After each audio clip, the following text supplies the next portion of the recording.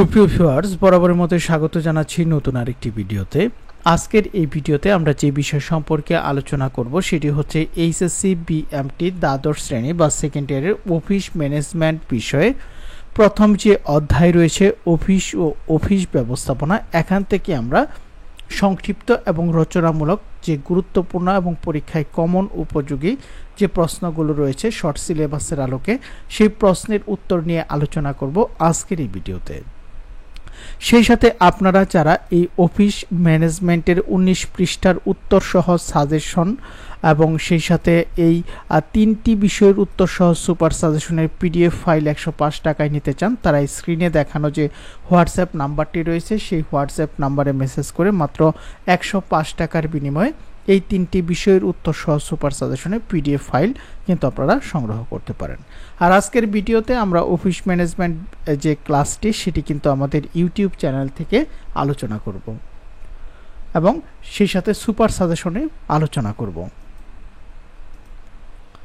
আর পরবর্তী অধ্যায়গুলো পেতে অবশ্যই চ্যানেলটিকে সাবস্ক্রাইব করে পাশে আসা বেল আইকনটি বাজিয়ে রাখুন। তো আর আমরা দেরি করব না, সরাসরি চলে যাব আজকের মূল ভিডিওতে, অর্থাৎ প্রথম অধ্যায় অফিস এবং অফিস ব্যবস্থাপনা। অফিস বলতে কি বোঝায়? অফিস বা অফিস শব্দটির অর্থ কার্যালয়। এটি এসেছে ল্যাটিন ওয়ার্ড অফিসিয়ানা থেকে। সাধারণত অফিস বলতে বোঝায় একটি কক্ষ, একাধিক কক্ষ কিংবা একটি দালানের স্থাপনা যেখানে বিভিন্ন বাণিজ্যিক, পেশাদার এবং আমলাতান্ত্রিক কার্যকলাপ সম্পন্ন করা হয়। নিচে অফিসের কিছু প্রয়োজনীয় সংজ্ঞা তুলে ধরা হলো। র্যান্ডম হাউস ডিকশনারিতে বলা হয়েছে অফিস হচ্ছে এমন একটি স্থান যেখানে লেনদেন সংঘটিত হয় অথবা পেশাগত সেবা প্রদান করা হয়। জেসি ডেনিয়ারের মতে অফিস হচ্ছে এমন একটি স্থান যেখানে করণিক কার্যাবলী সম্পাদিত হয়।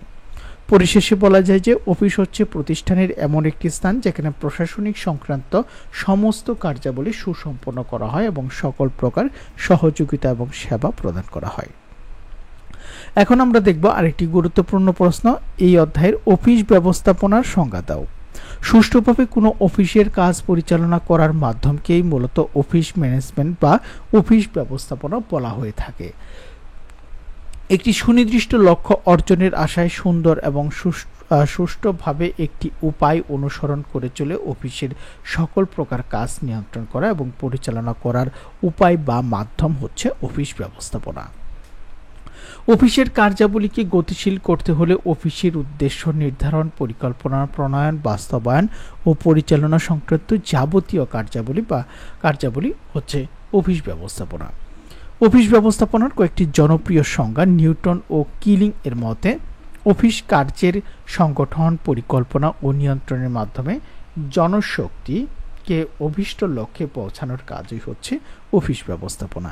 এসি থমাসের মতে অফিস ব্যবস্থাপনা হলো কলা এবং বিজ্ঞানের সেই শাখা যা অফিস কার্যের পরিকল্পনা, সংগঠন, সমন্বয় সাধন, প্রেষণাদান এবং নিয়ন্ত্রণের সাথে সম্পর্কযুক্ত।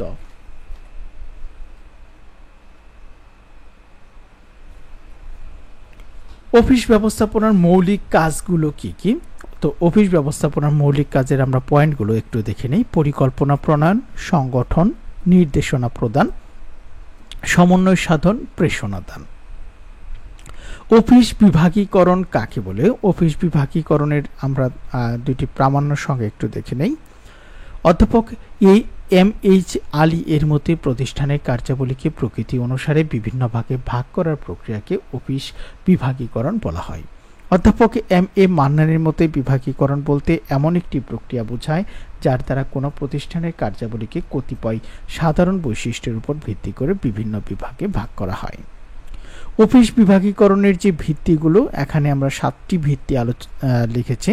কার্যভিত্তিক বিভাগীকরণ, সময় ভিত্তিক বিভাগীকরণ, পরিমাণ বা সংখ্যা ভিত্তিক বিভাগীকরণ, উৎপাদন ভিত্তিক বিভাগীকরণ, কর্মী ভিত্তিক বিভাগীকরণ, গ্রাহক বা ক্রেতা ভিত্তিক বিভাগীকরণ এবং উদ্দেশ্য ভিত্তিক বিভাগীকরণ। আরেকটি গুরুত্বপূর্ণ প্রশ্ন হচ্ছে অফিস হলো যে কোনো প্রতিষ্ঠানের স্নায়ুকেন্দ্র স্বরূপ। অত্যন্ত গুরুত্বপূর্ণ একটি প্রশ্ন, আপনারা এটি ভিডিওটি পজ করে এখান থেকে দেখে নেবেন। এই প্রশ্নটি কিন্তু খুবই ইম্পর্টেন্ট একটি প্রশ্ন। অফিস হলো যে কোনো প্রতিষ্ঠানের স্নায়ুকেন্দ্র স্বরূপ। তো সুপ্রিয় ভিউয়ার্স, এখন আমরা যে রচনামূলক প্রশ্নগুলো রয়েছে সেই রচনামূলক প্রশ্নগুলো দেখে নেব। এই অধ্যায়ের প্রথমেই রয়েছে অফিসের কার্যাবলী আলোচনা করা, অত্যন্ত গুরুত্বপূর্ণ এবং এটি কিন্তু আমাদের সুপার সাজেশন থেকে কিন্তু আপনারা পেয়ে যাবেন এবং এটি কিন্তু শর্ট সিলেবাস অনুসারে। আর এই অফিস ম্যানেজমেন্টের 19 পৃষ্ঠার সুপার সাজেশন সহ এই 3টি বিষয়ের উত্তর সহ সুপার সাজেশন যারা 105 টাকায় নিতে চান তারা স্ক্রিনে দেখানো হোয়াটসঅ্যাপ নম্বরে আপনারা SMS করতে পারেন। অফিসের কার্যাবলী আলোচনা করো। প্রথমে রয়েছে করণিক কাজ, প্রশাসনিক কাজ, আপনারা এগুলো দেখে নেবেন এখান থেকে। নথিপত্র তৈরি এবং সংরক্ষণ, শিক্ষার সাথে সম্পর্কযুক্ত কাজ, উন্নত কার্য পরিবেশ, গোপনীয়তা বজায় রাখা, কর্মী সংগ্রহ ও নির্বাচন। তো আমরা এখানে 7টি পয়েন্ট আলোচনা করেছি। তো উপরোক্তভাবে আমরা অফিস কার্যাবলী আলোচনা করতে পারি। তো এখানে একটু দেখে নেবেন আপনারা, 1 থেকে 7টি পয়েন্ট কিন্তু আমরা আলোচনা করেছি অফিস কার্যাবলী হিসেবে।